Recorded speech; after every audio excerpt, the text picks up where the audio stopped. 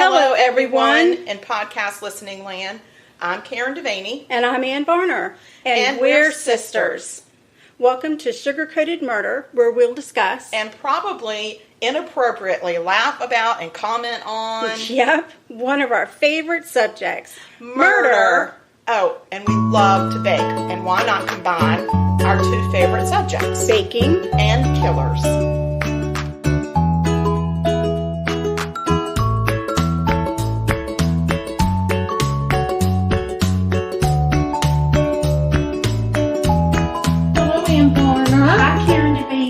Be Anne with the E, Anne E. Varner. Yes, Anne E. Varner. Yes, and I'm Karen with a DeVanie. That's who I am. Welcome to my humble home. Oh, it looks so cute in here, Sugar. You're in your new digs, and I love it. Yep, it's coming together. Come together right now in this apartment. Hell yeah. So what will you be cooking up for us today? Well, the first thing I made for us was a little bourbon and ginger ale. And that would be the answer to my question on social media that I posted I said, what's in the cups? Yes, somebody with our same last name they guessed it. Oh, of course they did. Yes. I love that. So... Well, that's wonderful. Yes. So, yeah, got a little cocktail going on because now that you've moved here, we can drink without worrying about we can have a cocktail and don't have to drive to each other's homes anymore. It's just a quick trip up the elevator. Yes. Yeah. So that was nice. Then I decided to go with our cocktail. I'm going to make, it's kind of like a cheese straw. I've been wanting to make cheese straws, but I don't have the cookie press that you need to make cheese straws. Yeah. So I am making a butter cheese wafer.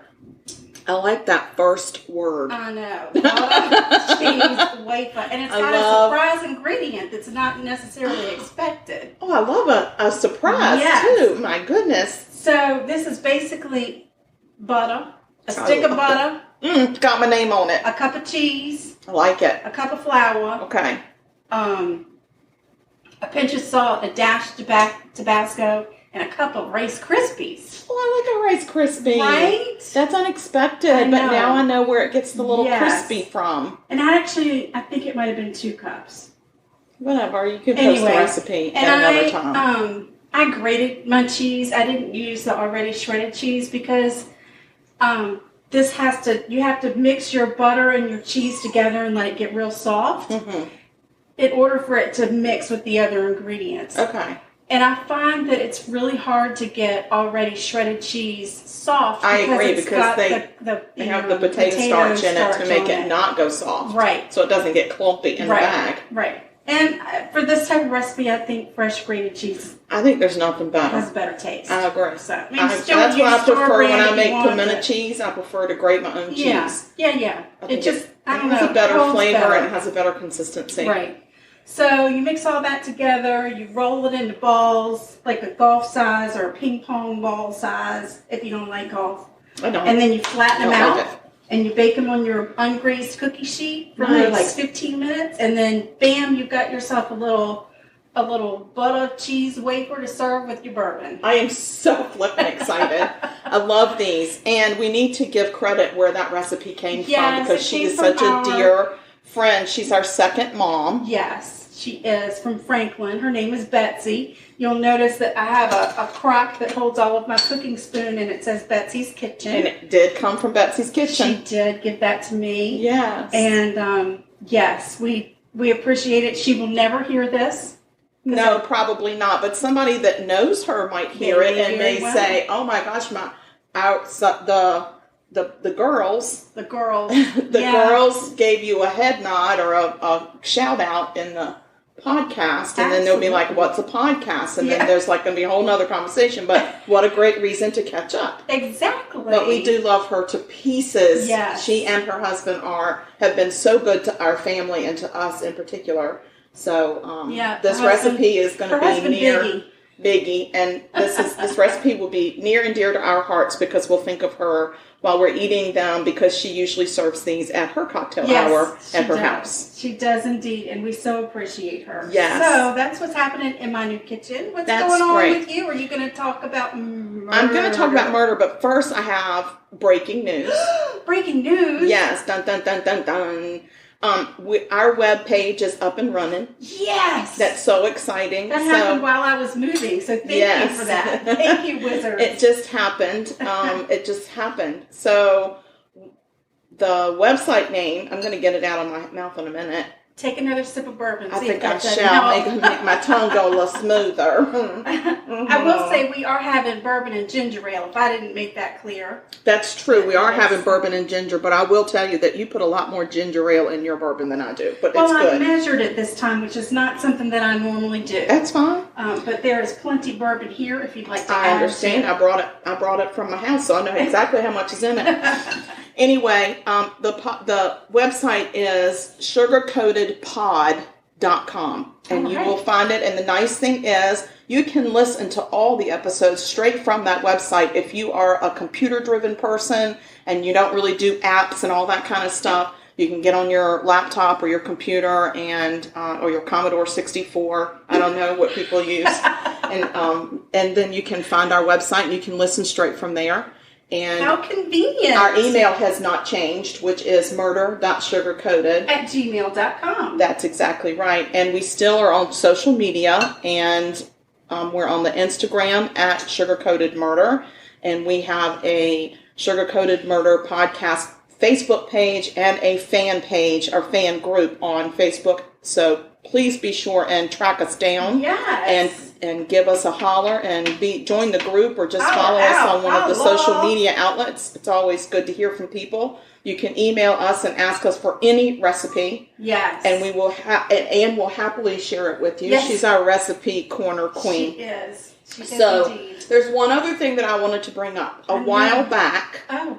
I covered a murder in Ireland that you'll remember because I covered 2 different murders in Ireland, both of them in Dublin. Right. The first one that I did was about the Scissor Sisters, if you will remember. I do. And the mom and the 2 sisters all went to jail for all different periods of time for their participation in the murder of a man that had been living with them. Dismembered. And they dismembered him. Yes. Toted his head around in a bag for a couple days. Duffel bag. They went shopping with it. They sure did. And they moved it a couple of times. Making sure he didn't miss out on any fun. And somebody found his leg with his sock still on, floating down the river, and some dude recognized the sock as one of his friends, so that's how they identified him, but they eventually got most of his parts back, not all of them.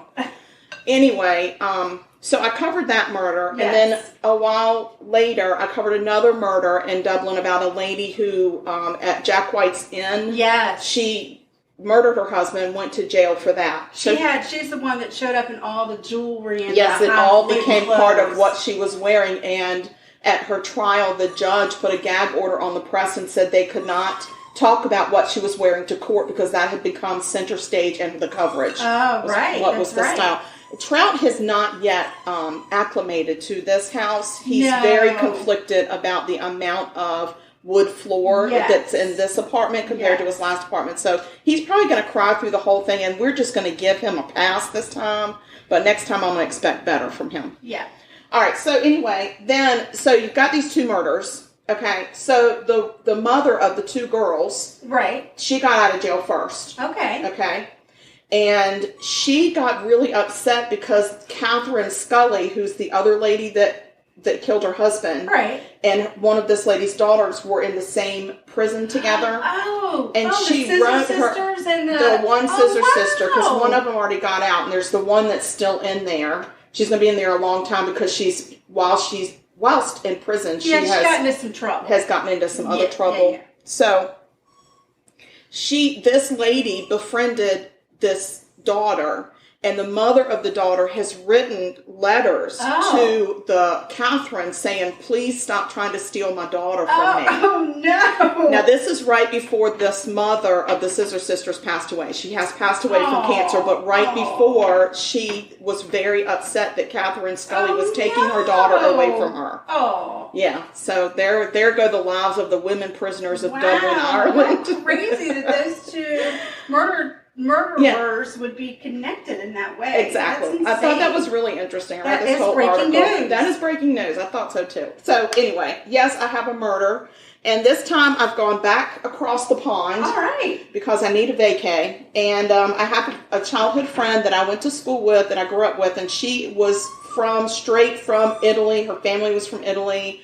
They spoke only Italian in her home growing up. She was a when she got fascinating here, person. That you taught her some Well, not only me. I'm not going to say it was only me. I'm going to say there were some people that taught her all the juicy cuss words and gave her the wrong meanings of them. So when we would go out for PE at school and she would screw something up, like kick a ball and it would go foul, she would yell the F word, thinking that meant foul instead of the F word. And I mean, we got in a little bit of trouble for it, but not that much. So anyway, but she actually still lives here in the States, and her family is from Franklin. She doesn't live there anymore. So this is for you, Letty. This is for you, baby. All right, here we go. Okay, so we're in Italy. Okay. So there's this 13-year-old girl named Yara, and now we're in Italy, where I may not be able to pronounce the names correctly. Right. I'm going to give it my best shot, and I just want to say this disclaimer up front.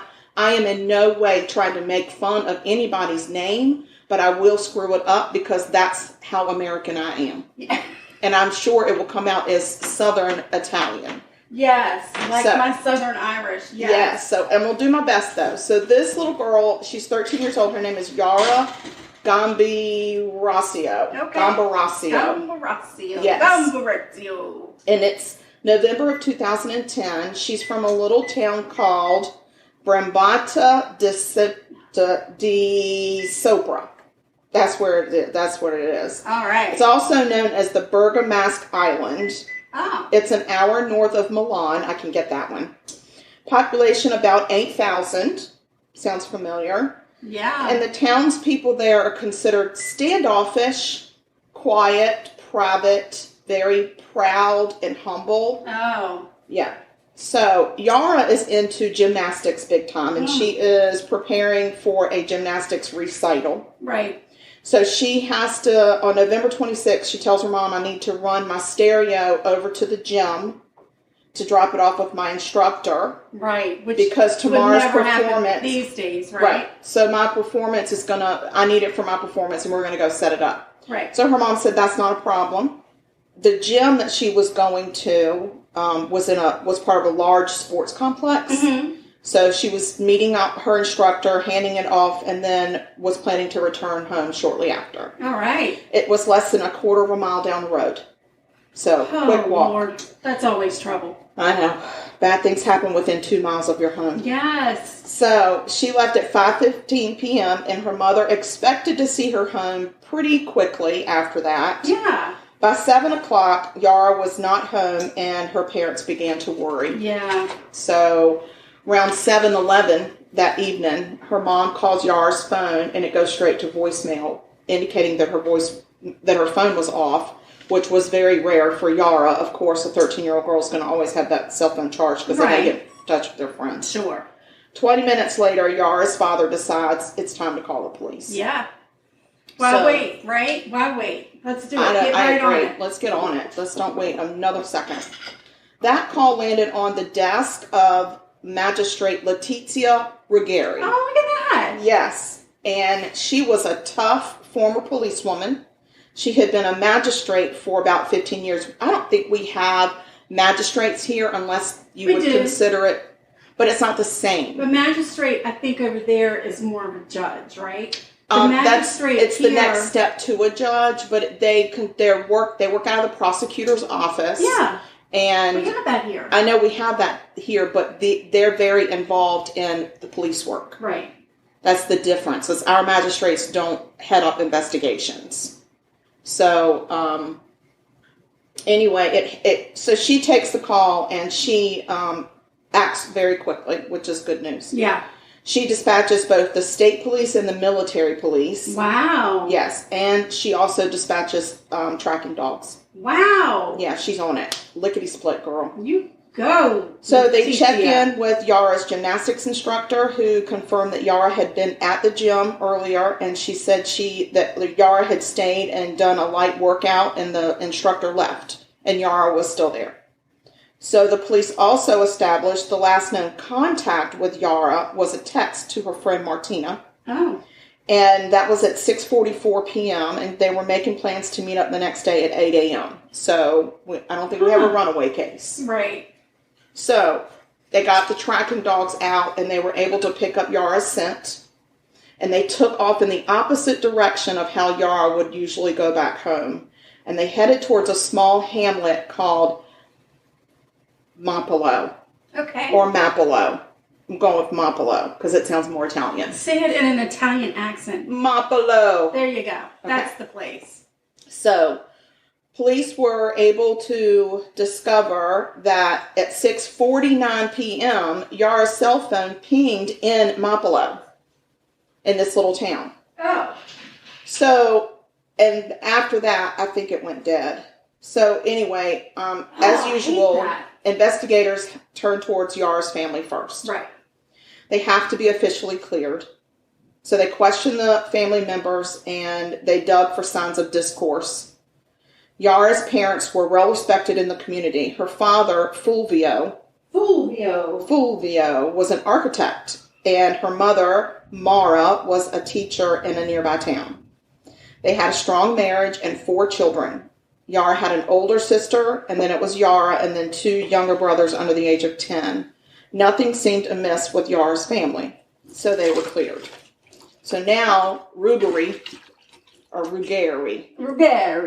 turned to technology. She put wiretaps on hundreds of phones. Really? In Italy, you can do that. I think it takes a lot more in this country to do that. Yeah. But yes, she was able to Not wiretap. only that, but I mean, she's not even a day into it. No. Mm-mm. By this, we would just be getting started. Oh, right? yeah. We'd still be meeting and going over, what can we do and what can't we do. Right. And can we find a judge to sign off on anything that we want to do. So anyway, they tried tracking any phones moving in and out of the area over the period just before Yara left home and after she went missing. That was over 15,000 phones. Wow. Yeah, moving around. Gosh. Yeah. Wow. That's a lot. And how do they track that? I don't know. They've got the technology over there to do it. Wow. I'm sure we have it here, but we don't use it. It takes a lot of manpower. Right. Right? Yeah, it does. So one man is overheard on his phone in late November saying, "Forgive me, God, I didn't kill her." Oh. This man's name was Fikri. Fikri. Fikri. Okay. He worked in a builder's yard Hickory, dickory dock. Okay. Fikri, dickory. No, it's not Ori, it's Re. Fikri. Okay. He worked in a builder's yard in Mapolo, whatever that place is. The M word. Oh, no, not the M. It's, okay. I'm moving on. By the time police started. What just happened? I don't know. Okay. By the time police started piecing his info together, he had left on a boat for Tangiers. Oh, dear. So police went and got him, brought him back, investigated him, and he was eventually cleared and let go. But there was public outcry against Ruggeri for setting him free.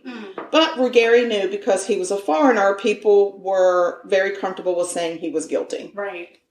So, still, where was Yara? We still don't know where Yara is. Right. So, as winter settles in, there's still no Yara. So, national news crews have started camping out in front of Yara's house and following family members. The Gambirasio family was horrified to be forced into the public eye, and they begged for privacy and respect. Right. The family huddled in their home. They kept their shades pulled down. They kept their lights off and minimal movement in the home. My gosh, They're that is prisoners terrible. in their own home. Yes. In the meantime, hundreds of townspeople are out searching on foot for little Yara. Right. So the townspeople even offered to hold a candlelight vigil for Yara, but the family asked them not to. And instead, they invited the nuns from Yara School to come and pray with the family, which they did every day. Very nice. Yes. So the investigation continues. There's very little gossip in the town out of respect for Yara and her family. They wanted to respect their dignity and privacy, and that's the kind of town it was. Very, like I said, standoffish. They didn't get into anybody's business. They didn't like to gossip. Themselves. Yeah, there was just a very high-level air of respect for each other. Right. Nice. Yes. So her parents finally made a television appeal and shared some pictures of Yara on the news. And Mara was so uncomfortable she didn't even speak. Right. And all Fulvio did was he pleaded for privacy and respect and said that they would not be giving any interviews. Okay. Okay. All right. Time passes. Just saying I got a red flag. All right. You and your flags. Stay over there. Okay. Still no Yara. Some townspeople had begun to talk of witches that stole and poisoned children in the night. Oh, my. And maybe that's what had happened to Yara. Of course. Yes. So, then on the afternoon of February 26, 2011, 3 months after Yara had disappeared, a middle-aged man was out flying his remote-controlled airplane in town about 6 miles south of Yara's hometown and stumbled upon the body of Yara. Oh, no. She was very decomposed, but they recognized her black bomber jacket and her Hello Kitty sweatshirt. Mm. And with her body was her iPod, her house keys, as well as the SIM card and battery to her cell phone, but no cell phone. Oh, okay. That's odd, isn't it? It is odd. Yeah. It's like they just dumped her there and dumped all her stuff. Except for her phone. Right. They took the time to take the SIM card and the battery out, but took the phone with them. Why not take the SIM card? Is that a souvenir maybe? Right. Maybe it's a souvenir. I don't know. The SIM card is what's going to track your location. But they left the SIM card behind? With her body. So, I understand. Yeah, so they took off. They might track. Okay. Yeah. The autopsy was conducted by Italy's most famous forensic pathologist. Her name was Professor Christina Yang. Well, let's go with that. From Grey's Anatomy. I think it's Katera. Okay. I think it's Katera. But I'm going to say Christina Yang from Grey's Anatomy. Grey's Anatomy. The pathologist discovered traces of lime, the powder, not the fruit. Oh, decompose. Okay. Mm-hmm. And Yara's respiratory passages. What? And the presence of a jute rope on her clothing. Oh, what is a jute rope? Well, it's a rope that's made from is it that straw? No, it's real strawy. Oh, it's the kind that you put down that it's real prickly when you feel it. Right, it's real rough. Okay. Like a builder or a contractor would have that like around a pallet or something. Okay. What we put down if you don't want snakes to cross. Yeah. Because then the snakes don't like the feel of it. Yeah. Okay, just in case you didn't know. All right. Yara had not been raped. Oh, that's good news. Her bra was unhooked, and there was male DNA on her phone, battery, and on her leggings. Huh. There had been a struggle. Right. That's probably when her bra came unhooked. Probably. She had a head injury that was similar to somebody hitting their head on or being hit with a stone. Oh, no. But it wasn't fatal. Okay. There were also 7 small stab wounds, like from lightly stabbing. Oh. None of them were fatal. Yara had died by freezing to death. Are you kidding me? No, she had been left out in the elements. So this jackass is killed her, thinks he's killed her, but left her. And she was still alive, which is why she's got the lime in her respiratory system, because she's probably breathing it in. Yeah. Yeah. So, man. Yeah. So, because there was a struggle and Yara had obviously fought with her attacker, his blood was transferred to the battery of her cell phone. So he must have had blood on him when he took the battery out. Good. Of course, there are no matches found to the DNA of what police have on file. Of course, because this wouldn't be a juicy story. So, the suspect got a nickname called Ignoto 1. Which means unknown, number 1. All right. So the workload of searching for Ignoto 1 was daunting, and Ruggieri was constantly criticized because it was taking so long. So first, she said the state police would be assigned to getting DNA samples from all of Yara's relatives that they could find, her school friends, people at the gym, random town people, whoever she would have come in contact with. Right. And then the military police are assigned to the phone records. They cross-reference all mobile phones that showed movement from Yara's town to the town where she was found. And I'm going to tell you, that town is called Chignolo de Solon. Oh. That's all I'm saying. Because that sounds exactly right. Yeah, I'm sure it's perfect.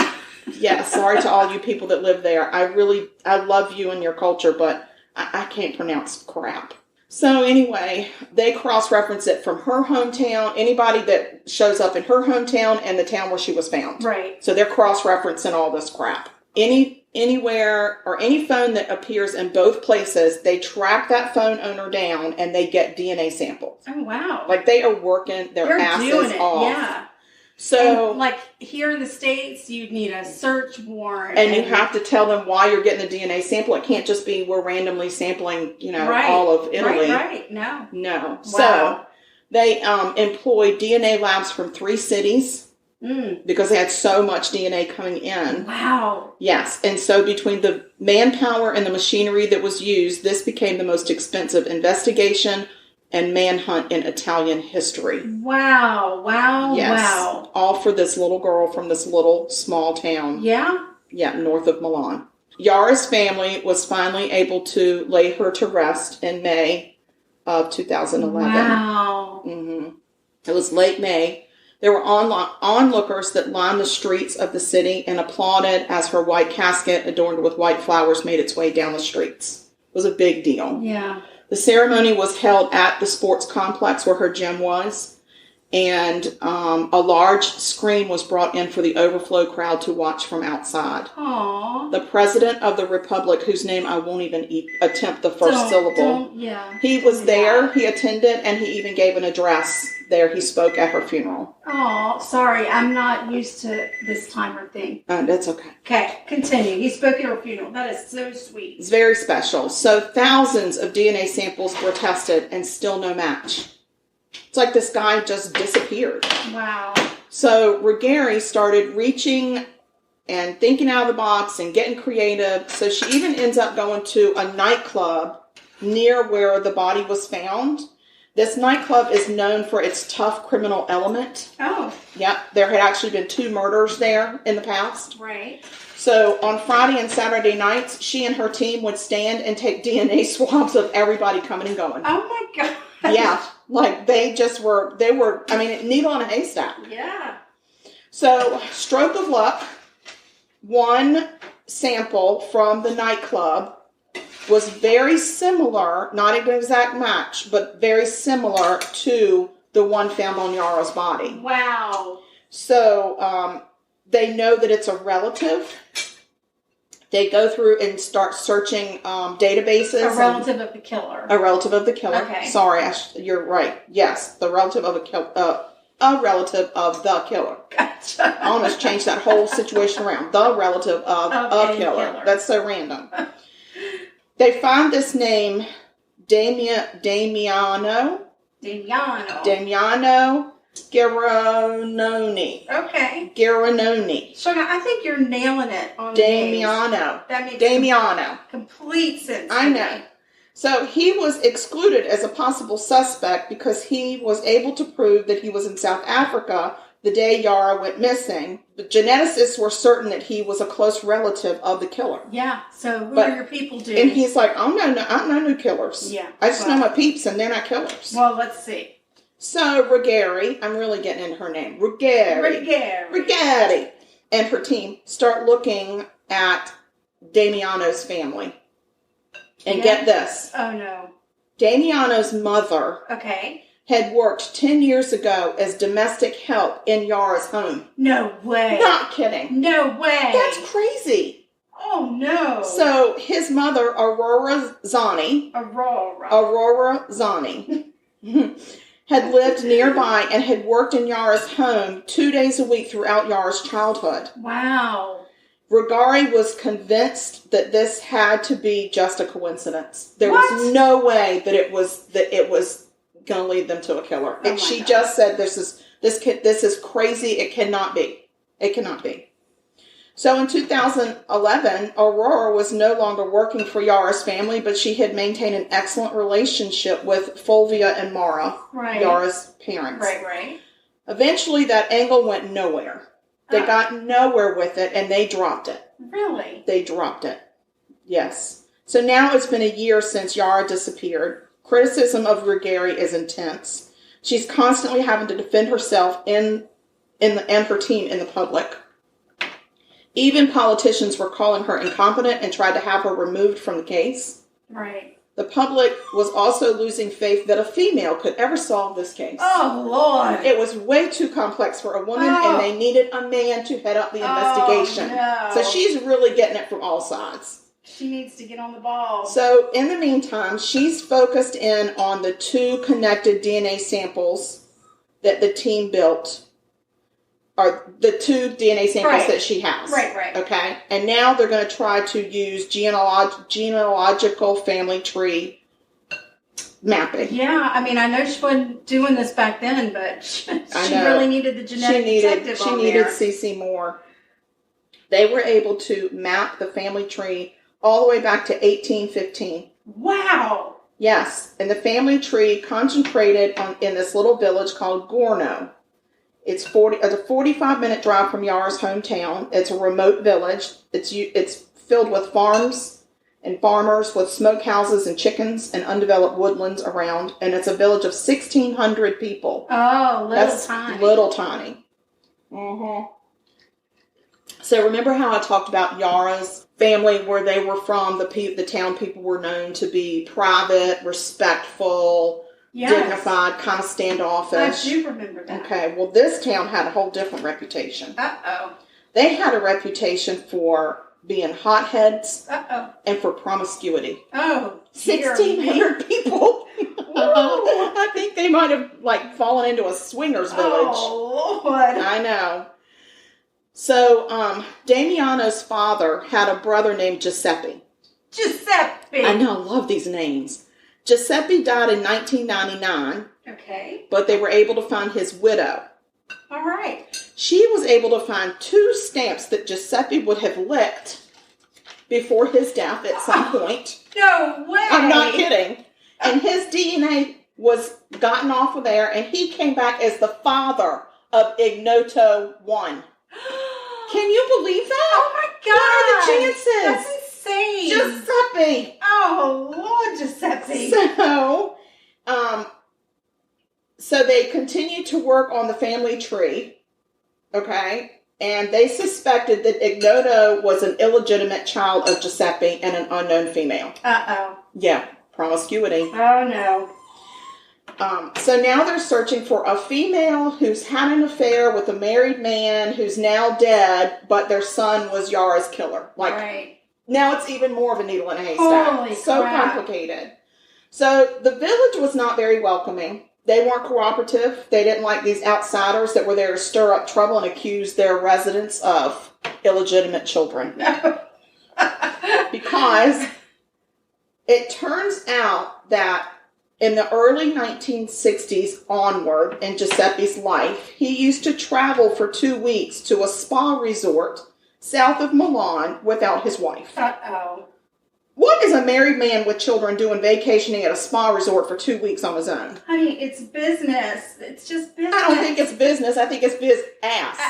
He's getting some biz ass. Yes. So Regari's team poured over records from this spa resort of females that were there anytime Giuseppe was there. They were looking for single women, orphan children.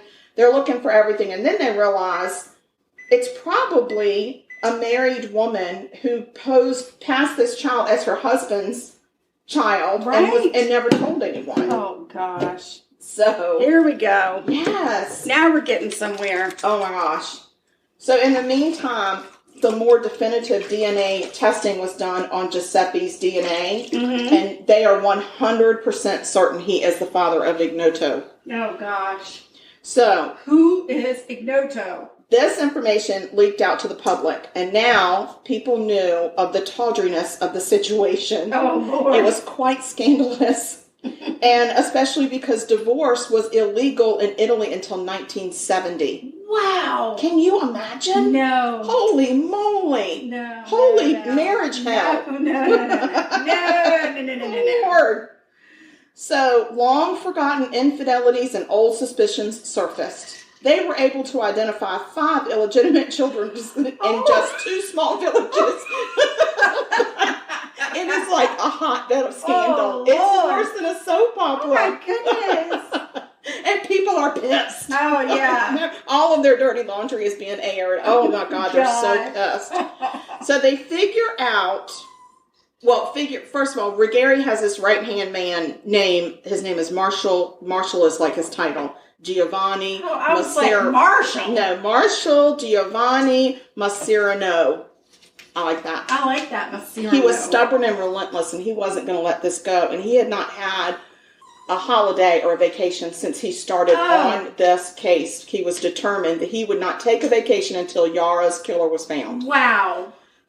So he finds out that Giuseppe was a public bus driver in Ponta Selva, which was a nearby town. Yeah, Giuseppe, I don't know how you got this fall vacation. Oh, my God. And one of his fellow co-workers actually told them that Giuseppe had told him he had gotten a girl in trouble. Oh, Giuseppe. But he wouldn't give up the girl's name. Oh. So now they're leaning on the co-worker saying, listen, we're trying to find a killer. Pizza. He finally says the name of the girl was Esther Arzuffi. Oh. So she had been a neighbor of Giuseppe's in the 1960s, and she was married to some rough and tumbly dude named Gianni Bassetti. Oh, really? So they get a DNA sample from Esther. Okay. Bingo. Bingo, bango, bongo. Esther is the mother of Ignoto 1. That Mother little fuzzy. Jeez. Oh, my gosh. So Esther gave birth to Giuseppe's child in 1970. Oh, wait, not child, children. Twins. She had a boy and a girl. Are you kidding? The boy's name, Sugar, hold on to your girdle. I don't know if I can do it. Massimo Bassetti. Massimo! Oh, I love Massimo. Middle name, Giuseppe. Nice. She had never told anyone the child was not her husband's. Oh. Now she is on the front burners. Yeah. I mean, talk about scandal. You kept this a secret. Your Esther, husband. not only have you birthed an illegitimate child, but you birthed a killer, damn it. She birthed illegitimate twins. And so Massimo. Oh, can you imagine when she found out? She would have been she was like she still says to this day, I was faithful to my husband. Oh, sure. Yeah, okay. Well, these children were immaculate conception.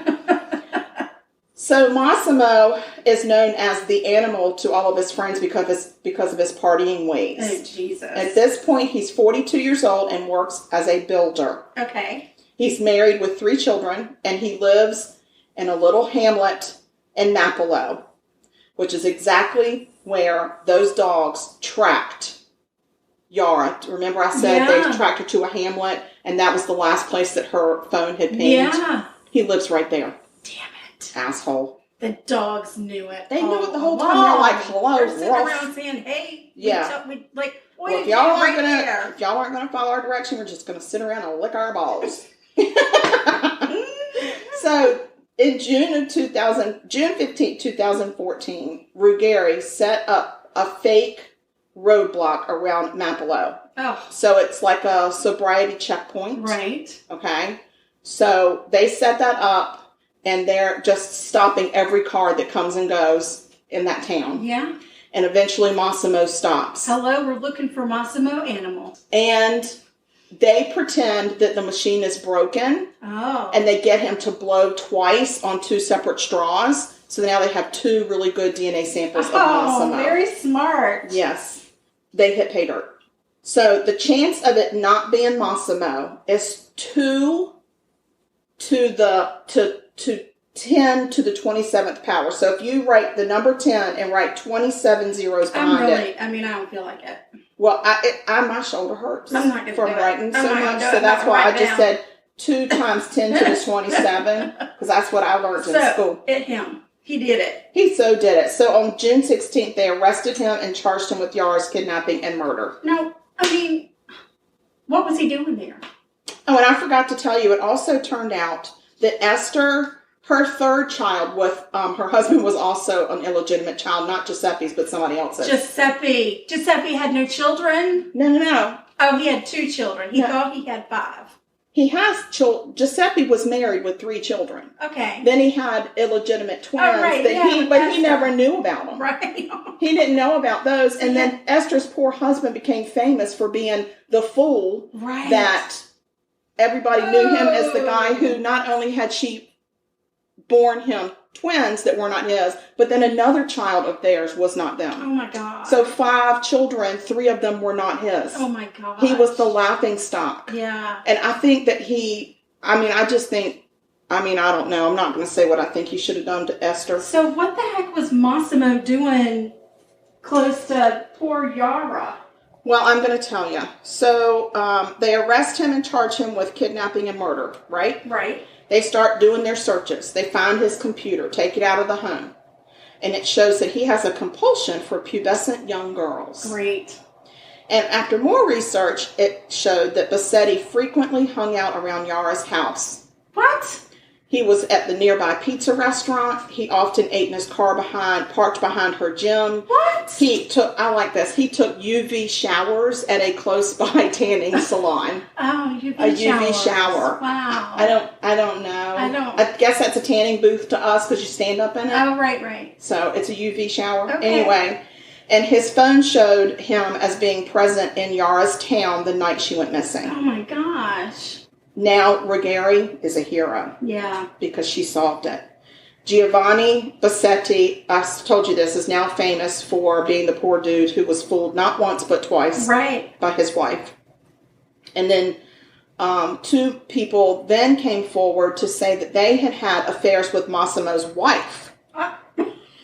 And so the defense was building this portrayal of him as this family man, and that just crumbled. Because they're like, no, he's not. We've been having affairs with his wife. Oh, my God. Yeah, I mean, this whole town, they can't keep their britches on. They can't. They just can't.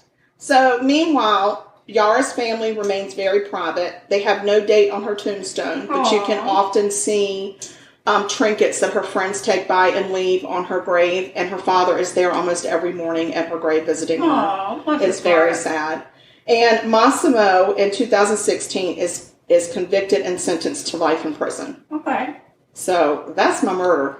Wow. That was a soap opera. If this were not in Italy, I would think it was like a novella. I know. What's it called? Telenovela. A telenovela, yes.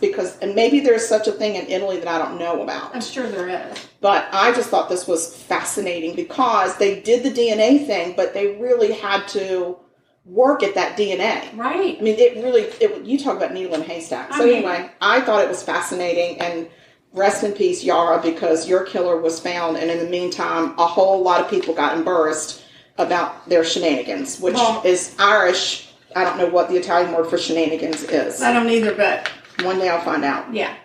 So wow, that was really good. Good job. Thank you, Sugar. I appreciate it. I really liked it. Mm-hmm. So tell me how the cheese crackers are going, because I could use a little something with the They're going great. The second batch is in. It's got 5 minutes left, and then it's done. It smells real cheesy in here. Yeah, like a bit of cheddar. Yeah. It's not overly cheesy. Yeah. Because I don't like too much cheese in the cheese. Mm-mm. No. All right. Well, you need to. Should we just take a quick break? Let's take a break, and I'll do my murder. All right. We'll get you set up. Please hold. We're back, Sugar. We're back. And we're back. Yes. We're back in black. Well, is that the name of the song? Yes. Okay. Yes. But that's not what we are. Okay. That's not what we are. I love that you're wearing the Hellas Franklin, Virginia shirt. Yes, ma'am. Girl, I'm representing. Absolutely. That was always a fun shirt. I know. I need another one because this one's got holes in it and ink on it. And yeah. I have to get me some more. I know where to get them. I know, me too. And I also need another Grayson and Emma shirt, or the ones that we got from Grayson and Emma. Oh, yeah. Mm-hmm. Yeah. SoCo. Good times, good times, good times. All right, let's hear about your mojito. All right, I'm going to talk to you about my murder. My mojito. I'm excited. We're coming back across the pond, and we're going up to Fargo, North Dakota. Fargo, North Dakota. I don't know how to talk like those people. I don't know. It just sounds like It all sounds like Minnesota to me. Minnesota. Yeah, Fargo. Yeah. I don't know. Fargo. I don't know. Okay, so we got 49-year-old dentist. I know I'm on a theme, right? Because my last guy was he was a pathologist. He was a pathologist, but I'm on that whole doctor, single dude situation.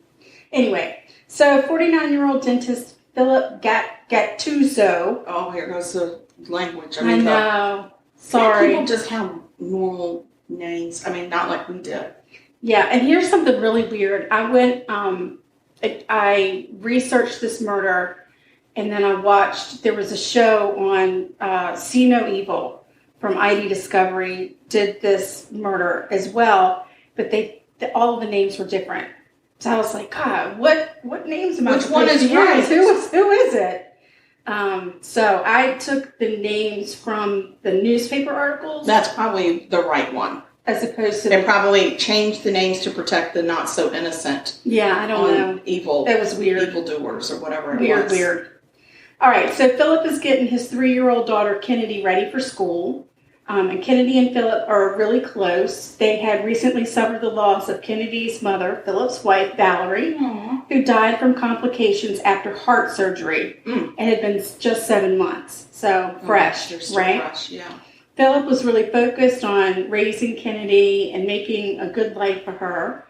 He even started scaling back on his hours at his dental practice. On the morning of October 26, 2009, Philip drops Kennedy off at daycare and heads home for a 10 a.m. conference call. So he's like, I can imagine all the getting ready, the hustle and bustle of trying to get your 3-year-old out the door by yourself. Well, they absolutely do not want to put on anything that you've picked out, and yet the outfit that they want to wear will have you arrested. Right, never mind the hair and the teeth and everything else. That's the time I'm going to go get it. You keep talking. So he's rushing home for a 10 a.m. conference call. So the day progresses, and at daycare pickup time, Philip is a no-show. You have to hit the timer button. You see it? There you go. You got it. Oh, yeah, I'm supposed to take this out, too. You do. Don't just turn the timer off and actually remove the tray. I've done that before. So, so the day progresses, and at daycare pickup time, Philip is a no-show. No Philip. Nobody at daycare can reach him, so they call his emergency contact. Her name is Julie Willard. Julie is a family friend, and she goes and picks Kennedy up from the daycare. She takes her back to her house, gets her settled, and then she says, I'm going to go check on Philip at his condo, to see if he's there, try and figure out what the heck is going on. So she gets over to Philip's condo, and she walks to the garage, and she peeks in the window, and she notices his Porsche is gone. She's thinking, he must not be home. So then she says, I'm going to walk around back, and when I say walk around back, I mean she climbed the fence to get to the back. You go, Julie. Julie is a very dedicated friend. She's dedicated. I love that about her. Philip picked the right emergency contact. Good for you, Jules. So luckily, the side door to the garage is unlocked. So Julie walks in, and then she walks into Philip's condo. Immediately, she knows that there's been trouble. Because there's broken glass on the floor, some chairs have been knocked over, and there's some small drops of blood on the floor. Which all could happen while trying to get your 3-year-old It could. It get could very well. Yes. Just saying. Well, bless her heart. That Julie, she's not giving up. So she's like, okay, I'm going to check upstairs. I personally, not the best emergency contact. I would have left immediately and called 911. Okay, this is what would happen to me. I would get so scared that I would pee all over the evidence and have a lot of explaining to do. Right. I'd be like, oh God, I was so scared. I got a nervous bladder and I TT'd on the evidence. Oh my gosh. So I can just imagine Julie, she's scaled a fence, she's going upstairs. She's a toughie. She is.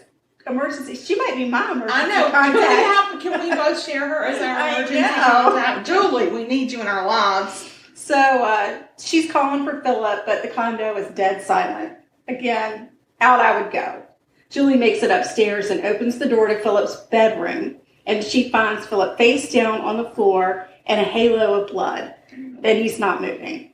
Well, that did it for poor Julie. She was like, now I got to go. Now I'm out. This is my line. She runs out and she calls 911. And the EMTs get there. They confirm that Philip is in fact dead.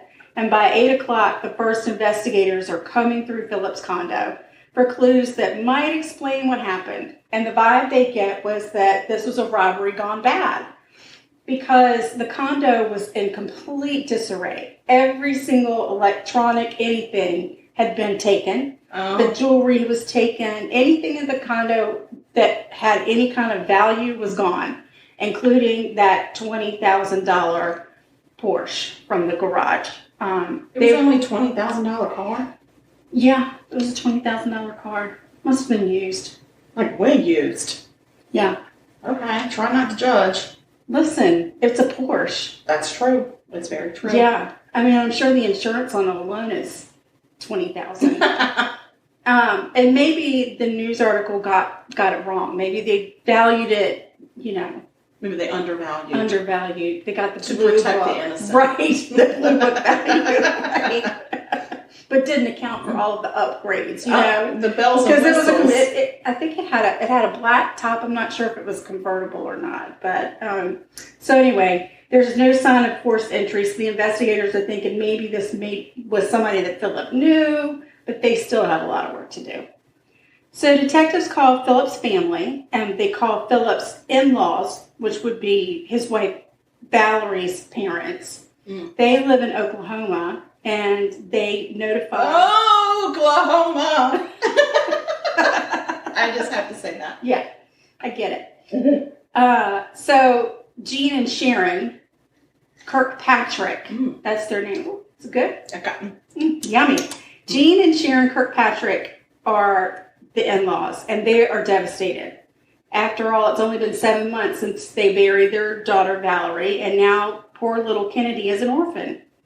So Gene and Sharon tell the police, okay, we're coming, but it's going to take us 24 hours to make it. Excuse me? 900 miles. They lived in Oklahoma. They got to drive? I guess they decided they were going to drive. They opted to not fly. Maybe if it were me, I wouldn't have the money together. I'd be like, I can fly halfway, but can y'all meet me halfway? Right. You can't stick around a plane. Yeah, I mean, I'm gonna have to rent a car. No. This is gonna take me a while. No. And I haven't done any laundry, so you're gonna have to give me an extra day to get laundry. Yes, yeah, no. I'll see you in a week. Again, not a good emergency contact. No. So, they're like, okay, well, Julie has volunteered to take care of Kennedy, which is great. Otherwise, she would have been turned over to family services. And she's well protected because Julie's a badass. Julie didn't let anybody come into her house. She's like, oh, heck no. I will scale a fence to chase your ass out. Right. So the police start to investigate Philip's death. They know he was a good businessman. He appeared to be a good father, and he had no criminal past. So, nothing shady. They start canvassing the neighborhood to see if anyone has seen anything suspicious during the day. You know how they do. They know that Philip dropped Kennedy off at daycare at 8. It would have taken him approximately 15 minutes to get home. So they figure he was killed somewhere between like 8:15 and 10:30. So they're asking the neighbors, did you see anything weird? They start to look and see if there are any cameras on any of the buildings around, and they find a bowling alley across the street from Philip's condo. And by golly, they've got surveillance cameras on the outside of that building. Looks like mistletoe and holly. Oh my. Oh my. Oh, I love this bourbon. I would love it. That makes me sing like a songbird. Woo! So they go in and ask the owner if they can take a look at that surveillance so they can see, the exact time that Philip's Porsche maybe comes into view, see if anything weird happens. Maybe they'll see somebody going in or leaving. So At around 7:30, they can see a truck with a trailer attached to it pull into the parking lot of the bowling alley. And then it just sits. The owner remembers when he was out cleaning the parking lot, getting the trash and stuff up, that the trailer had Oklahoma tags on them. So detectives are like, interesting, Oklahoma. Yoklahoma. So the detectives keep watching the video, and they can't make out the tag plate numbers. But at 7:47, they see somebody exit the truck, click the lock button, which then causes the lights to blink. Mm-hmm. And that person walks toward Philip's condo. Mm-hmm. Detectives really need to get the license plate number so they can figure out who this person is. So they check around some other businesses, and they find an A&W restaurant, which I'm not really familiar with. I know I've seen them. But there was one in Southern Maryland. What does that A&W restaurant serve? Like diner food. Okay. Yeah, it's like fast food, diner food, like the Dairy Queen kind of thing. Oh, okay. Yeah. I guess I never really thought about it much because I don't like A&W root beer. I don't like root beer. I don't either. So just A&W is like, not. Yeah, no, it's fine. You could eat there. They have other things besides root beer. I don't think so. And they don't cook everything in root beer. I'm not going to risk it. I'm just not going to risk it. So they check that with that owner. It's probably just the manager. I dare say it was the owner. And they are able to get a clear view of a person walking across. Unfortunately, the way the camera is tilted, they only see legs. They just see some legs. But they do see the legs go to the condo. So they know whoever has that truck at 7:47 has gone over to Philip's condo. She's got legs. She knows how to use them. Get it? Because they were walking. I do. I saw them using their legs. Yeah. Clearly. Okay. So they keep watching the video. They see the legs walking, and then they keep thinking, we have to have more. This isn't enough. We don't can't convict somebody just on their legs? I guess not.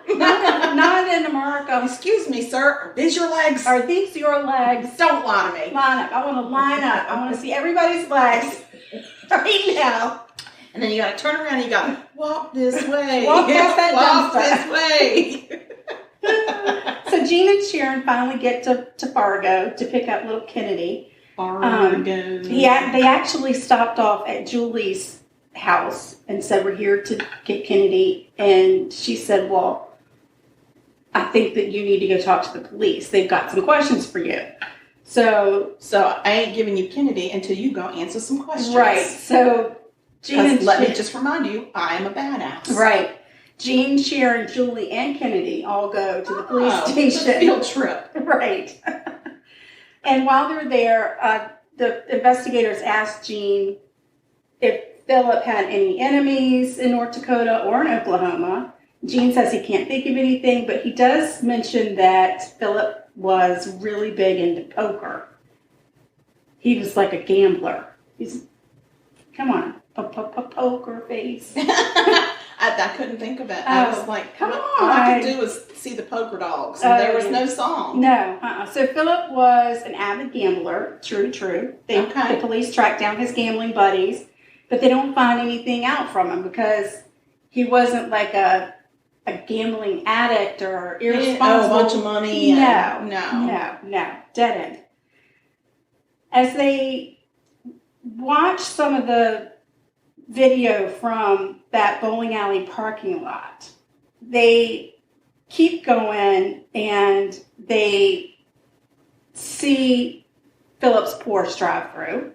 Oh. They see him pull into the garage at his condo. And then at 11:35, they see that freaking truck from the bowling alley drive by with the Porsche on the trailer. What? Yeah. So they missed the part where they got the Porsche onto the trailer? They didn't see, that wasn't there. It wasn't on the video. I'll be damned. Yeah. They didn't see in the video the truck leaving to go and get it. There was like a little blip that happened in the video surveillance, so it just didn't pick up. I know, cray, right? So they decide the best thing that they can do is to release a description to the media of the truck and the trailer and a description of Philip's car, just to see if anybody saw it, you know? Maybe they'd get ahead. Well, 2 hours after they released the info to the media, they got a call from a person that had been at a rest stop in South Dakota. South Dakota. South Dakota. I wonder if it's hotter there than North Dakota. I think so. Tropical. You know, we're very tropical in South Dakota. I'm sure they have beaches. The beach is right in the middle of the state. Yes. It's gorgeous. Absolutely. Tropical beaches. Yeah, it's so close to the water there. Where do you live? Fargo. Where do you vacation? South Dakota. So the car, the person had seen the truck with the Porsche. He said that the car was covered with a tarp, but while the driver of the truck wasn't looking, the person lifted the tarp and saw that it was a silver Porsche. We want to see what's under there. I know. Can you imagine? I can't imagine going to a rest stop and seeing a car on the back. I said, peekaboo! And I'm like, gonna take the initiative, or I don't know. Some people are car fanatics, though. Oh my God. Enough that you would just lift the tarp? Yes, they're not lifting a lady's skirt. They're lifting a tarp on It seems very invasive. Well, don't look at my things. They're not for you. Oh, gosh. Don't lift anything. This is uncharted territory. Please go. So the police drive on over to the rest stop in South Dakota, and they pull the video surveillance. Well, they start looking at the video, and at around 11:40 in the morning, they see that truck pull in. Hot damn. Yes. Hopefully they can see the torso now. They got more than legs. They got more than legs. Excited. The dude driving the truck walks toward the bathrooms, and then they get a clear picture of the driver. Even better, they are able to get the video surveillance from inside the rest stop. Nice. You know, there's rest stops on the interstate. They are like covered in cameras. Well, that needs to be, because some squirrely shit happens at those places. Super scary place. Yeah. They get and it's color. God, yeah. Oh, yeah. They got a lot of money to spend on those places in South Dakota. South Dakota. It's because of all the revenue that tropical beaches bring in from the tourists. Yes, it's a tourist. Yeah. So they get a really clear image of the dude, and he's carrying a black garbage bag, and they notice he's got a weird stain on his jeans. And then he disappears, and then a few minutes later he reappears, but he's wearing different clothes. They switch back to the parking lot, and they see the truck leave the parking lot. So then they find another surveillance camera, and they can now see the license plate. Yes! And a sticker on the trailer, which would indicate that the trailer had been rented. Okay. At U-Haul. Oh my God, I knew it! It was U-Haul. U-Haul is always involved. And because their investigation has now crossed state lines, they have to get the state investigators involved, which can sometimes be good. So the state investigators reach out to the U-Haul company, and they found out that the person had rented the trailer 3 days before Philip's murder. The guy that rented the trailer's name is Michael Bublé. It's Michael Bublé. I know it. I'm a super sleuth. No, Michael Nakvinda.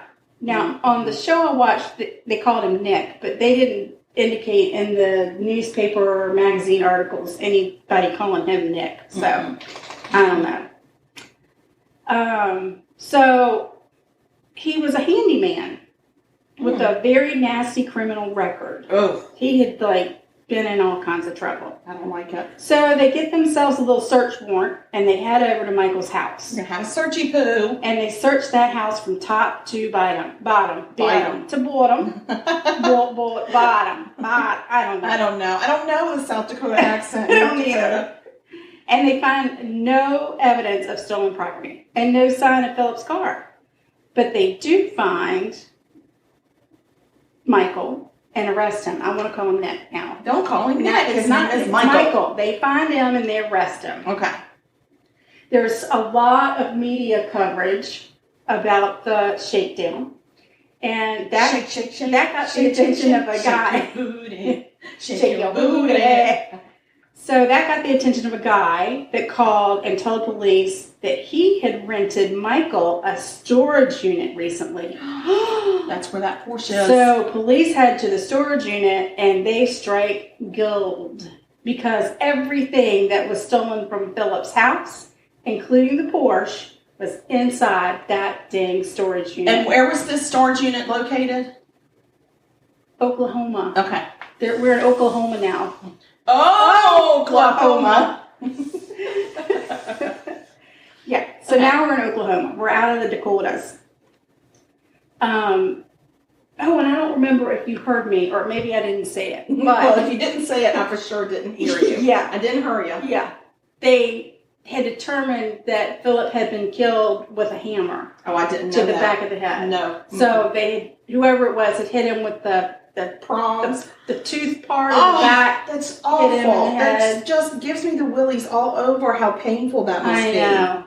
Yeah, that's real bad. So mean but and they rude. do find the hammer with the blood and some of Philip's hair on it in the floorboard of the Porsche. So dumbass didn't even get rid of it. Michael, you had a couple of days. You couldn't just do something? Storage rental? Great. Yeah. And it goes. Yeah, that's the way Brad shove cleans it his in house, and too. go. Yeah. You just go rents a storage unit and puts everything in it. Yeah. House clean.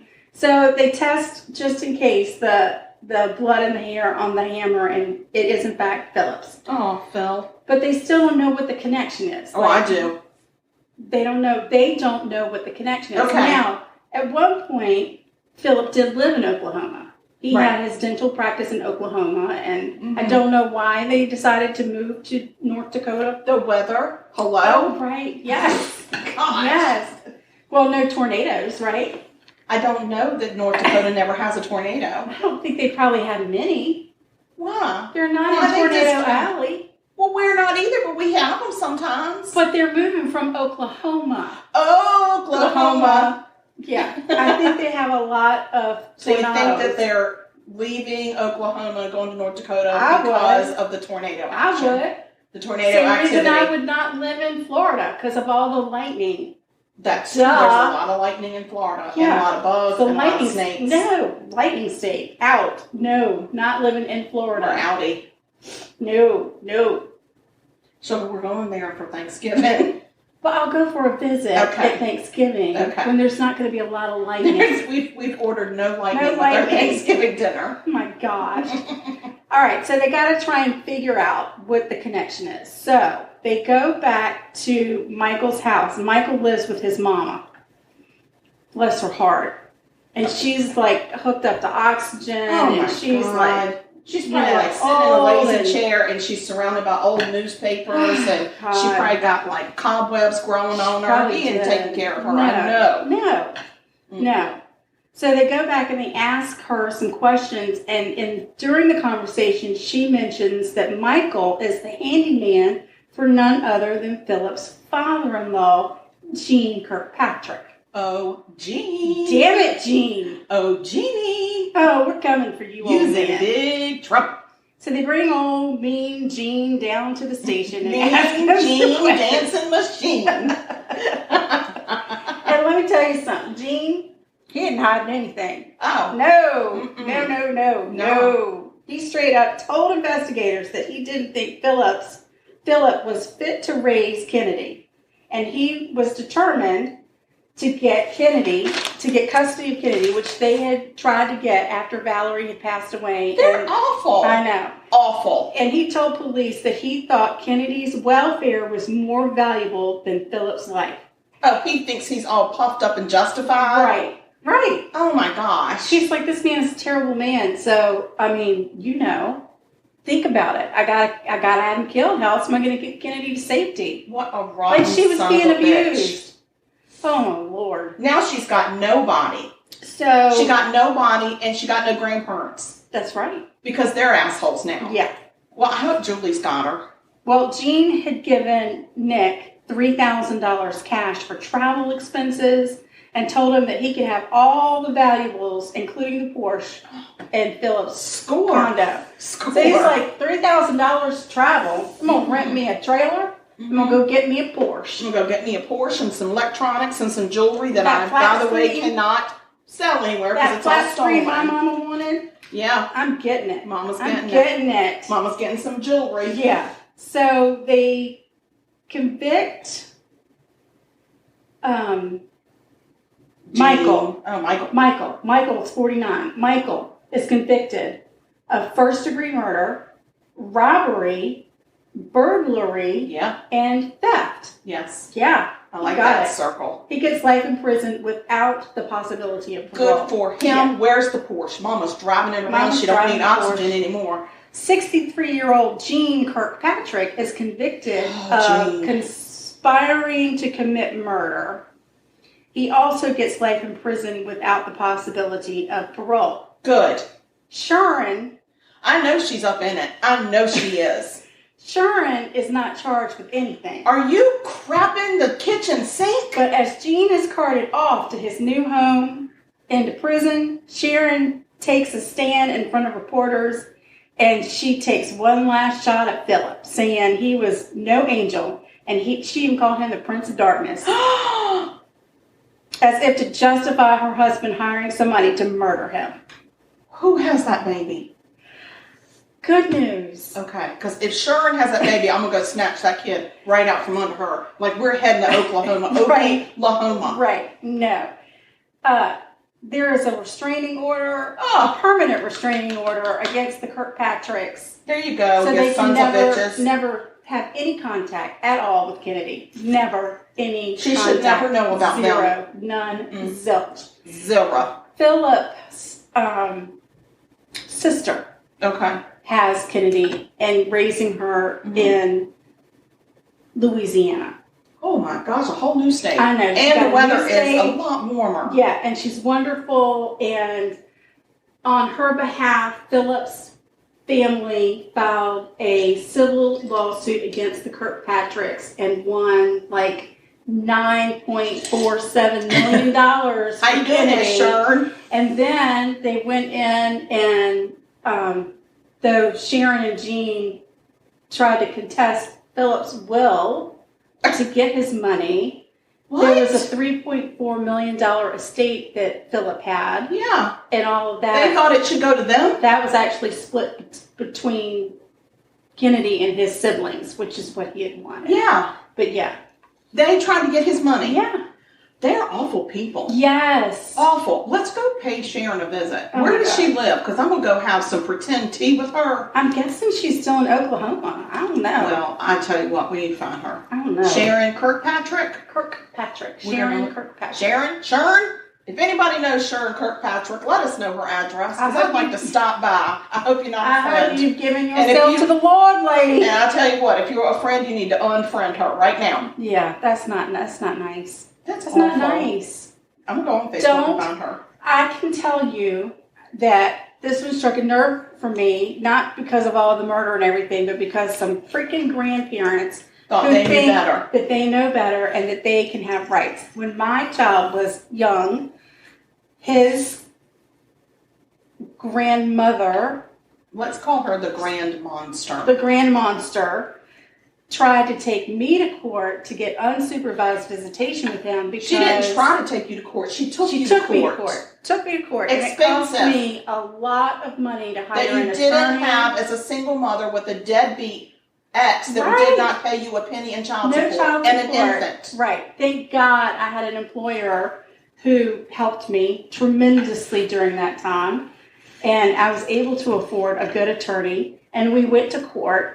And the judge looked at her at the end of our court, and she said to the Grand Monster, not only are you not getting unsupervised visitation, I'm going to tell you to walk away from this child right now. I remember her saying, I can't think of anything positive you bring to this kid's life. That's right. That is right. Yes. Get out. She said, you get fuck out. You get fuck out. That's right. Sorry, Mama. Sorry, Mama. It was Anne. Well, it's the bourbon, for heaven's sake. It's the bourbon talking. We get a little salty when we drink. It makes my tongue all slippery. Ooh, Lord. All right, so let's taste ourselves a little cheese wafer. Yes, I will get them. A butter cheese wafer. Oh, my God. They smell delicious when I They are. They do. It smells like I'm cooking up goldfish. Do you have any kind of a plate? Do you need a plate? I mean, no. I mean, don't dirty my stuff. Then I just got to do dishes. I was thinking maybe you would have a... Well, I do have a paper plate, but it is way bigger. These things are tiny. As a matter of fact, I was told to roll it the size of a golf ball and then flatten it out. I actually did it more of a marble. Yeah. Here, I brought you two. Because the golf balls seemed a little large. All right, here we go. Here we go. Let's taste them. Now that my bourbon's gone, I'm going to have my cocktail snack. So good. I love the Rice Krispies in them. That's a nice crunch to it, right? Because you don't get real crisp, with just flour. Yeah, it would be too floury. It would be too crackery. Right. So you get that nice little crispness with the Rice Krispies. And the Rice Krispies have a toasted flavor. They do. It's so yummy. So delicious. You did a grand job. Thank you. Thank you, Betsy. Thank you. Well, cheers to you, Sugar. Cheers to both of us. I'm so glad I'm living right upstairs from you now. Girl, it's so convenient. So convenient. Yes. So, y'all remember where to find us. Mm-hmm. And stay sweet. And have a great week. And we love y'all. We do. We love y'all. Bye now. Bye.